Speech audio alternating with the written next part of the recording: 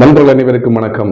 தனக்கு மறுக்கப்பட்ட அனைத்து உரிமைகளையும் தன் எதிர்கால சமுதாயத்திற்கு பெற்றுத்தர வேண்டும் என்று ஒரு புரட்சியாளராக போராடிய டாக்டர் அம்பேத்கர் வழியிலே அம்பேத்கரை போல PhD படித்து பட்டம் பெற்று உலகத்திலேயே மிகப்பெரிய கட்சியான பாரதிய ஜனதா கட்சியில் இணைந்து எந்த எதிர்பார்ப்பும் இல்லாமல் உழைத்து மாநில தலைவராக உயர்ந்து தாமரை மலராது என்று கூறிய தமிழகத்தில் 4 தாமரைகளை மலரச் செய்து பட்டியலின சமுதாய மக்களின் நலனை காக்க வேண்டும், அவர்களுடைய வாழ்க்கை தரத்தை உயர்த்த வேண்டும் என்ற உயர்ந்த நோக்கத்தில் பாரத பிரதமர் மோடி அவர்களால் பட்டியலினத்தில் இருந்து ஒரு இளம் அமைச்சராக உருவாக்கப்பட்டு பொறுப்பேற்றுக் கொண்டிருக்கக்கூடிய மத்திய இணையமைச்சர் டாக்டர் எல் முருகன் அவர்களை பார்த்து you are unfit to be a politician என்று கூறுவதற்கு TR பாலுவுக்கும் சரி, திமுக காங்கிரஸ் நிர்வாகிகளுக்கும் சரி என்ன தகுதி இருக்கிறது? பட்டியலின சமுதாயத்தில் இருந்து அரசியலுக்கு வந்தால் உங்களுக்கு என்ன பிரச்சனை?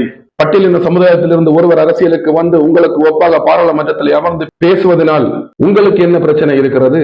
பண்டித ஜவஹர்லால் நேரு அவர்கள் டாக்டர் அம்பேத்கர் அவரிடம் காட்டிய வன்மத்தை போல இன்று திராவிட முன்னேற்ற கழக அமைச்சர்கள் டாக்டர் எல் முருகன் அவர்களிடம் வன்மத்தை காட்டியிருப்பது மிகவும் கண்டிக்கத்தக்கது.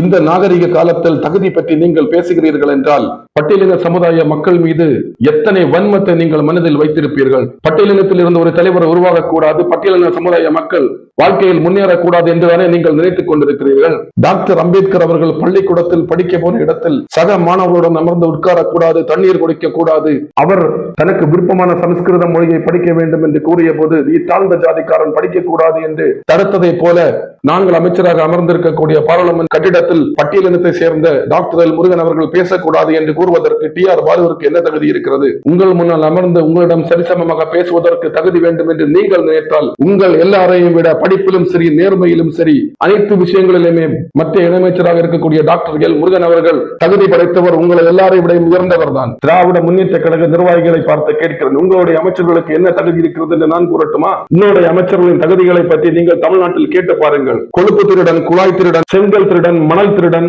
கனிமவள திருடன், மாங்காய் திருடன், கேபிள் திருடன், இதுதான் உங்களுடைய அமைச்சர்களுடைய தகுதிகள். இப்படிப்பட்ட தகுதியை வைத்திருக்கக்கூடிய நீங்கள் PhD படித்து பட்டம் பெற்று மத்திய இணையமைச்சராக இருக்கக்கூடிய டாக்டர் முருகன் அவர்களுக்கு தகுதி இல்லை என்று எப்படி பேசுகிறீர்கள்? உங்களை போன்ற இதுபோல தகுதி அவருக்கு தேவையில்லை. உங்களை போன்ற இந்த திருட்டு தகுதி பாரதிய ஜனதா கட்சியை சேர்ந்த கடைகோடி தொண்டனுக்கும் தேவையில்லை. நீங்கள் பட்டியலின சமுதாய மக்கள் மீது காட்டிய வன்மம் 1940 இருந்து தொடர்கிறது.